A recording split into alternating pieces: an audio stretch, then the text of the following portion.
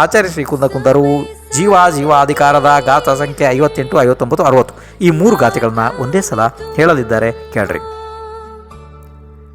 ಪಂಥೆ ಮುಸ್ಸಂತಂ ಪಸ್ಸಿದೂಣ ಲೋಗ ಭಣಂತಿ ವ್ಯವಹಾರಿ ಮುಸ್ಸದಿ ಏಸೋ ಪಂತೋ ನಾಯಾ ಪಂತೋ ಮುಸ್ಸದೇ Koi ತಹಾ ಜೀವೇ ಕಮ್ಮಾಣಂ no ಕಮ್ಮಾಣಂ ಚ ಪಸ್ಸಿದುಂ ವಣ್ಣಂ ಜೀವಸ್ಸ ಏಸ ವಣ್ಣೋ ಜಿನೇಹಿಂ ವ್ಯವಹಾರದೋ ಉತ್ತೋ ಗಂಧ ರಸ ಪಾಸರುವ ದೇಹೋ ಸಂತಾನಮಾಯಿಯ ಜೇಹ್ಯ ಸವ್ವೇ ವ್ಯವಹಾರಸ್ಯ ಯಾ ನಿಶ್ಚಯ ಧಣ್ಣು ವವಾದಿ ಸಂತಿ.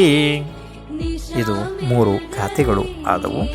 ಈಗ ಈ ಗಾಥೆಯ ಅರ್ಥವನ್ನು ಹೇಳುತ್ತಾರೆ, ಕೇಳಿರಿ.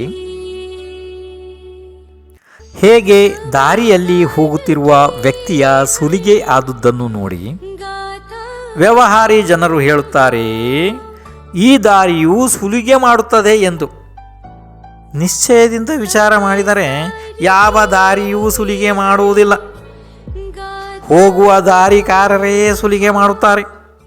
ಅದೇ ಪ್ರಕಾರ ಜೀವದಲ್ಲಿ ಕರ್ಮ ಮತ್ತು ನೋಕರ್ಮಗಳ ವರ್ಣವನ್ನು ನೋಡಿ ಜೀವದಲ್ಲಿ ಈ ವರ್ಣಗಳಿವೆ, ಹೀಗೆ ಜಿನೇಂದ್ರರು ವ್ಯವಹಾರದಿಂದಲೇ ಹೇಳಿದ್ದಾರೆ.